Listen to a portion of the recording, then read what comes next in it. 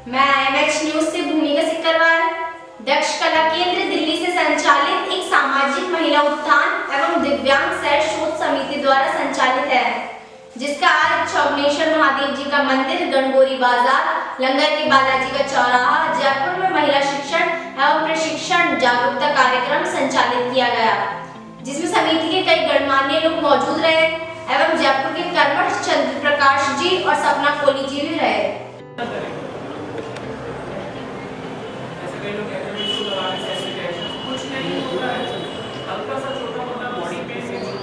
प्रिय क्षेत्र है जिसे हम जयपुर पिंक सिटी के नाम से जानते हैं, जहां पे हम ये जागरूकता कार्यक्रम करने आए हैं। ये हमारे लिए बहुत सौभाग्य की बात है। हम आप महिलाओं को जागरूक करने के लिए आए हैं, इतनी दूर से आए हैं और आपने हमें बहुत ज़्यादा सहयोग दिया। हमारे सारे अतिथिगण हैं, कैलाश महावर जी हमारे साथ हैं, बलदेव जी हमारे साथ हैं, बलराम महावर जी हैं, महेंद्र कुमार महावर जी हैं, हमारे कार्यकर्ता जी हैं, चंद्र प्रकाश जी, सपना। इनके सहयोग से आज ये जो कार्यक्रम हुआ है, हम बहुत प्रभारी हैं, बहुत ज़्यादा आभार प्रकट करते हैं सभी लोगों का और बहुत ज़्यादा स्नेह और आभार आप महिलाओं, युवाओं और जितने भी हमारे सीनियर सिटीज़न आज पधारे हैं, अपना सहयोग दिया है। हमें बहुत अच्छा लगा और इसी तरह से हम चाहते हैं कि महिलाएं ज़्यादा से ज़्यादा जुड़ें, सशक्त होएं, अपने बारे में जानें, अपनी पहचान को करें, अपने शक्तिकरण को बनाएं, आपस में जुड़ें और लोक कल्याण के लिए जितना भी काम कर सके हम आपसे मिलके आपको बढ़ाने के लिए इस प्रगतिशील कार्य में काम करें। आपको दिल्ली में भी जाके हम आपका सम्मान करें, यहाँ पे भी करें, आपको बहुत ज़्यादा बढ़ाएं। सभी क्षेत्रों में निपुण करने के लिए अलग अलग स्तर पे अलग अलग वर्कशॉप्स लगाएं, कार्यक्रम करें, जागरूकता अभियान करें, वितरण के कार्य करें, कोई कैंप्स लगाएं, हो सकता है यहाँ पे यात्रा भी निकालें। लेकिन उसके लिए हम सभी महिलाओं को हम सहयोग चाहते हैं संस्था में। तो आप जितने ज़्यादा से ज़्यादा आएंगे, सहयोग करेंगे, हम कार्यक्रम को आगे बढ़ा सकें। हम आज हमारा कार्यक्रम महिला शिक्षण एवं प्रशिक्षण केंद्र जागरूकता कार्यक्रम के अंदर आत्मनिर्भर हेतु, ये आत्मनिर्भर की पहली सोच है, पहला कार्यक्रम है। हम चाहते हैं हम यहाँ पे रेगुलर प्रोग्राम करें, आएँ, आपको शिक्षण दें, आपको प्रशिक्षण दें और प्रशिक्षण देने के बाद आपकी आय बढ़ाने के लिए हम आपको समूह के माध्यम से व्यवस्था बनाएं, आत्मनिर्भर बनाएं, लोक कल्याण में आपका नाम हो, जगत में आपका नाम हो, क्षेत्र में आपका नाम हो कि श्रीमती जी कितना अच्छा काम करती हैं, आपके घर में आपका सम्मान हो, आपका समाज में आपका सम्मान, उसके लिए हम कार्यबद्ध हैं करने के लिए। दिल्ली से हमारी संस्था दक्ष कला केंद्र यूनिट ऑफ विकलांग कल्याण शाश्वत समिति, हमारे अध्यक्ष श्री बोनो साहू जी के मार्गदर्शन पे हम राष्ट्रीय कार्यक्रम अधिकारी श्री गौरव जी काम करने के लिए प्रतिबद्ध हैं और हम चाहते हैं कि सारा लोक कल्याण का काम हम सभी हमारे लोकल एरिया के जितने भी अधिकारी हैं, हमारे अतिथिगण हैं, इनके सहयोग से। उस नंबर के बारे में आप लोग को मालूम है? कितने महिलाएं को मालूम है? जो महिला घरेलू हिंसा होते हैं महिलाएं को, तो उस स्थिति में महिलाएं को कितने नंबर पे कॉल की जाती है? ठीक है, जैसा कि इस एनजीओ के अध्यक्ष जी साहू जी ने बताया कि पढ़ने की कोई उम्र नहीं है जी। मेन चीज़ ये है, शिक्षित बनो, संगठित रहो। शिक्षा इतना ज़रूरी है कि अगर इसमें शर्म की कोई बात नहीं, अगर अभी भी अगर आप लोग थोड़ा सा शिक्षा पे जोड़ दो, कम से कम सिग्नेचर करने, साइन करने तो आप लोगों को आने ही चाहिए।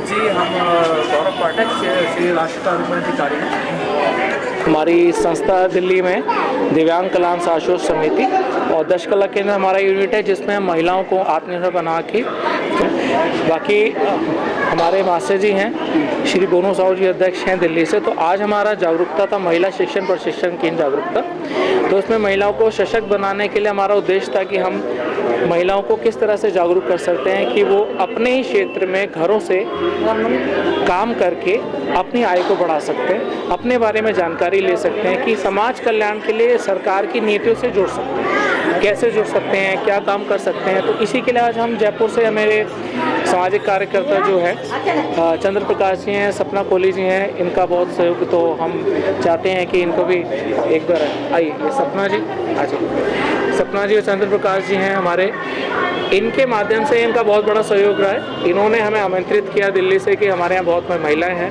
आगे बढ़ना चाहती हैं कार्य के लिए, तो इनके सोच को आगे बढ़ाने के लिए हम यहाँ जयपुर के क्षेत्र में अपने भारत की संस्कृति के प्रति जो हमारा क्षेत्र है, जहाँ पे हस्तशिल्प की बहुत मान्यता है, टूरिज़्म सारा हमारा हस्तशिल्प पे डिपेंड है, यहाँ वस्त्र से लेके ज्वेलरी से लेके सारी चीज़ें, तो हम चाहते हैं कि हम दिल्ली में भी यहाँ प्रचार करते हैं कि कोई चीज़ लेनी है तो जयपुर का क्राफ्ट बहुत अच्छा है। तो हमारे लिए जयपुर की एक छवि अलग है, राष्ट्र देश का प्रतीक है, हस्तशिल्प का प्रतीक है और हमारे देश में हस्तशिल्प पे टूरिज़्म का प्रतीक है। तो हम इस क्षेत्र में ही कोविड के बाद पहला प्रोग्राम है, प्रोटोकॉल्स को फॉलो करते हुए हमारे सामाजिक कर्तव्य दोनों चंद्र प्रकाश जी और हमारे सपना जी कोले जी, इन्होंने बहुत बड़ा सहयोग किया है। हमारे सारे अतिथिगण जो आए हैं उनसे हमारा सहयोग मिला है। मीटिंग है कि आगे जल्दी ही वर्कशॉप होंगी और महिलाओं का समूह बनाया जाएगा और कार्य दिया जाएगा और यहाँ पे लोगों को आत्मनिर्भर बनाने के लिए हम पूरी कोशिश करेंगे क्षेत्र में, अलग अलग क्षेत्र में पूरे जयपुर भारतवर्ष में काम किया जाए। तो संस्था एक माध्यम है, सरकार से भी हम रिक्वेस्ट करेंगे कि हमारे सहयोग करें, यहाँ जगह मुहैया करें ताकि हम दिल्ली से यहाँ पे लोगों को रोज़गार से सृजित कुछ काम दे सकें, आत्मनिर्भर बना सकें। तो संस्था का ये उद्देश्य है आगे से। क्या कितना टाइम हो गया? ये संस्था 2005 से रजिस्टर्ड है, दिल्ली में भारतवर्ष में काम करती है, सारी राष्ट्र स्तर की हमारी जो है। इसके अलग अलग दशकला केंद्र के यूनिट हैं जो कि हस्तशिल्प में डील करते हैं। तो हस्तशिल्प के जितने भी कार्यक्रम हैं वो दशकला केंद्र देखती है और समाज कल्याण के जितने भी कार्यक्रम को करने के लिए दिव्यांग विकलांग कल्याण शासन समिति दिल्ली 51/5/2005 रजिस्टर्ड हमारी प्रतिबंध है काम करने के लिए। तो नाम में संस्था है ना सर लगभग? ये हमारी संस्था है, संस्था के यूनिट हमारे दिल्ली में भी चल रहे हैं, ट्रेनिंग सेंटर्स चल रहे हैं। तो हम बस थे कि कहीं संख्या बता पाएंगे सर कितनी है? हमारे अभी 3 सेंटर हैं और एक हमारा एनजीओ सेंटर भारतवर्ष में हमारा काम रहता है। तो अभी कोविड के बाद से प्रोटोकॉल हम अलग अलग क्षेत्र में अलग अलग राज्य में जाके काम करेंगे। कितनी महिलाएं जुड़ी हुई होगी? हमारे से हज़ारों महिलाएं जुड़ी हुई हैं। तकरीबन हमारे उत्तरी क्षेत्र के अंदर नॉर्थ दिल्ली में तकरीबन 1500 से 2000 महिलाओं को प्रशिक्षण दे चुके हैं। सरकार से MSME के प्रोजेक्ट्स हम क्रिएट कर चुके हैं, वर्कशॉप्स लगा चुके हैं, बैंक के माध्यम से काम कर चुके हैं। ये सारी चीज़ें हम 2002 से कर रहे हैं। 2005 की स्थापना संस्था की, फिर हम एज ए सामाजिक कार्यकर्ता जुड़े, फिर हमने 10 साल काम किया, फिर आगे जितना हम सहयोग फिर संस्था ने हमें अथॉरिटी दी कि हम इसमें मिलके काम कर सकें। तो हम बहुत आभार प्रकट करते हैं हमारे बोनू साहू जी जो हमारे अध्यक्ष हैं संस्था के, उनकी कार्यशैली को, उनके सम्मान को आगे बढ़ाने के लिए, उनके उद्देश्य को आगे बढ़ाने के लिए पूरे भारतवर्ष में काम। ये हमारा सौभाग्य है कि पूरे भारतवर्ष में हम काम। तो विकलांग महिलाएं हैं या आर्थिक रूप से कमजोर, उनको कैसे मदद करते हैं? देखिए जी, हमारा संस्था का नाम है दिव्यांगजन, विकलांग दिव्यांग। तो इसमें हमारी महिला है, हम दिव्यांगजन को भी ट्रेनिंग देते हैं, महिलाओं को, उसमें महिला या पुरुष कोई भी दिव्यांग हो सभी को हम ट्रेनिंग देते हैं। ट्रेनिंग प्रशिक्षण देने के बाद हम उनको मटेरियल भी वहीं देते हैं। रॉ मटेरियल सिखाने के बाद 3 से 4 महीने उनको हमारे ट्रेनिंग सेंटर में आना है। जो निपुण हो जाते हैं उनको हम ट्रेनिंग देते हैं, फिर आगे मटेरियल देते हैं।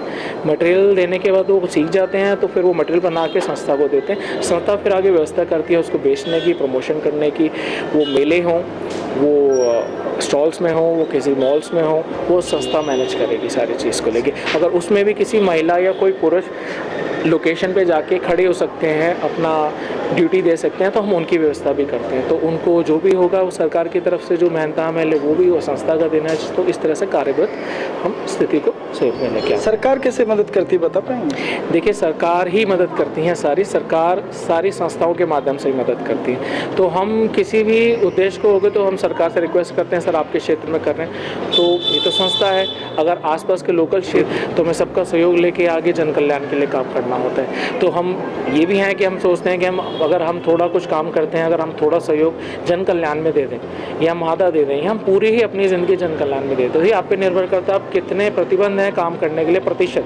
अगर 100% तो आप समर्पित हैं संस्था के अंदर, नहीं तो आप कर सकते हैं मदद कैसे। तो क्या संस्था के कमेटी के लोग भी खुद भी अर्थ में करते हैं क्या? बिल्कुल सर, जो जिसका सहयोग होता है वो महीने का सहयोग है, साल का सहयोग है, 6 महीने में दे दे। हम डोनेशंस के लिए लोगों को बोलते हैं, खुद भी मदद करते हैं। हमें जब भी लगता है कि पैसा अगर हमें बाहर खर्चना से अच्छा हम अपनी संस्था में लगाएं, यहाँ खर्चे, तो किसी ज़रूरतमंद की मदद हो, चाहे वो दिव्यांगजन हो, महिला हो। तो हमारा उद्देश्य है दिव्यांगजन महिलाओं को सशक्त करना, आत्मनिर्भर करना। पहली बार ही हुआ है प्रोग्राम? हाँ जी सर। तो आपको कैसे ये प्रेरणा की करा जाए? सर हमने ये सोचा कि हम बाहर काम नहीं कर सकते। मैंने कहा ऐसे मैं भी हूँ, बहुत सी लेडीज़ भी है जो घर बैठे कुछ भी नहीं कर सकती, बाहर काम नहीं कर सकती, तो हम अपना खुद का बिजनेस चलाए, औरतों को जागरूक सके कि भी काम कर सकते हैं, घर बैठे कुछ कर सकते हैं, अपने लिए कुछ और भी कर सकते हैं। इस वजह से हमने सोचा हम दोनों ने, तो चलो भाई आगे बढ़े, आगे बढ़ के करा जाए। तो क्या पाठक सर से क्या प्रेरणा मिली आज? मुझे बहुत सारी प्रेरणा मिली इनसे, कुछ सीखने को मिला, बहुत ज़्यादा वो भी मिला इनसे। अब आगे सहयोग है क्या, जैसे और भी आगे प्रोग्राम करें हम, बहुत अच्छी बात है, औरतों को जागरूक करें हम इस चीज़। कभी कितनी महिलाओं का आपने जोड़ रखा अपने सर? 15-20 थी अभी शुरुआत है धीरे धीरे। अच्छा, आपका नाम? मेरा नाम चंद्रप्रकाश मावर। कब से लगे हैं आप संस्था में? अभी जी मैं दिल्ली गया था इस चीज़ को लेकर के, तो मैंने इनकी वहाँ रिक्वायरमेंट दी थी। मैं क्या देखो महिलाएं कुछ परेशान रहती है, कुछ जो बच्चे हैं उनमें टाइम उनका निकल जाता है, बाहर भी कुछ सीखना होता है वो सीख नहीं पाती है। तो मेरे दिमाग में यही था, मैं चलो इनके लिए अगर कुछ हो सकता है अपनी तरफ से एक कोशिश करके देखते हैं। तो मैंने वहाँ अर्जी लगाई, फिर उनके की वजह से इन्होंने उसको नोटिस किया, ये कॉन्टेक्ट में आया कि भाई हम एक प्रोग्राम करना चाहते हैं, आप कुछ लेडीज़ को इकट्ठा कीजिए।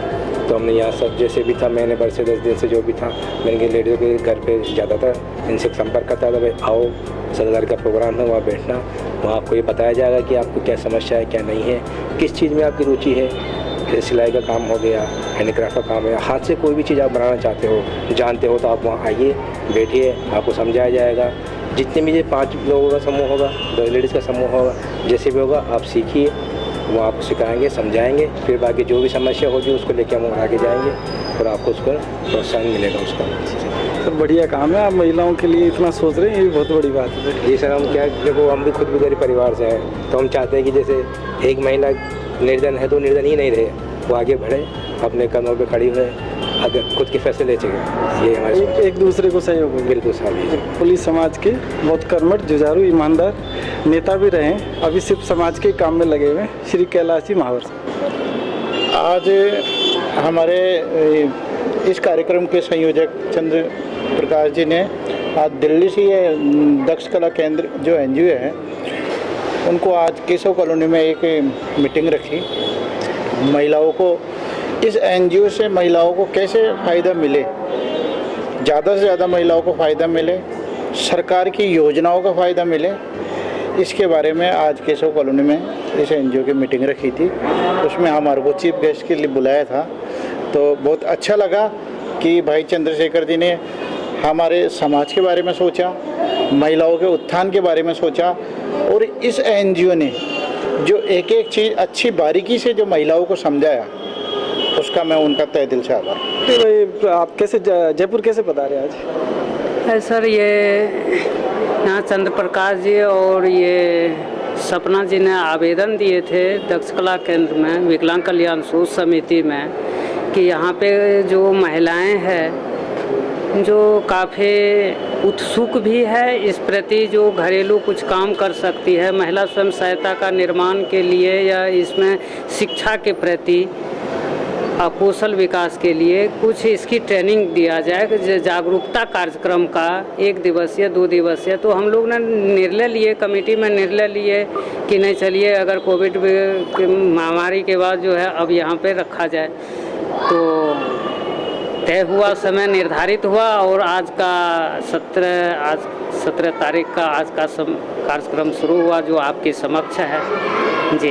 तो सर आप महिलाओं की मदद किस प्रकार से कर पाते हैं? क्या समूह बना के करते हैं या एक इंडिविजुअल भी कर पाते हैं? नहीं सर, ये समूह के माध्यम से भी है, व्यक्तिगत जो उत्पीड़ित महिलाएं हैं, हम लोग जो है एक निर्धारित कोर्स का है, जिस ट्रेनिंग से कुछ सहयोग दिए, दान से कुछ आ गया, आपके जो अपाहिज है, जो विकलांग लोग जो है, हम लोग तो खुद हैंडीकैप हैं, जो घिसक के चलते हैं, उनको कैंप, सरकारी कैंप के माध्यम से या सरकारी कोई इस तरह संस्थाओं में ट्राईसाइकिल हो गए, बैसाखी हो गए, या जो कैंसर पीड़ित है, गंभीर रूप से रोगी है, उन लोगों के लिए हम लोग जो कुछ मदद आते हैं तो उन लोगों में मदद में ये करवाते हैं। और जो महिलाएं हैं या तो समूह में प्रेरित करते हैं कि आप ये काम कर सकते हैं, पढ़ाई के प्रति प्रेरित करते हैं कि आप भी पढ़ाई कर सकते हैं। अगर जब जो महिलाएं हो या जो भी व्यक्ति हो, अगर वो पढ़ाई कर लेते हैं तो पढ़ाई में दो चीज़ और आ जाते हैं, जुड़ जाते हैं। पढ़ाई करेंगे तो अपने आप में स्वास्थ्य में भी सुधार होंगे और रोजगार में वृद्धि, रोजगार सृजन का एक अवसर मिल जाएंगे। पढ़ाई के साथ रोजगार भी जुड़ा है, स्वास्थ्य भी जुड़ा है।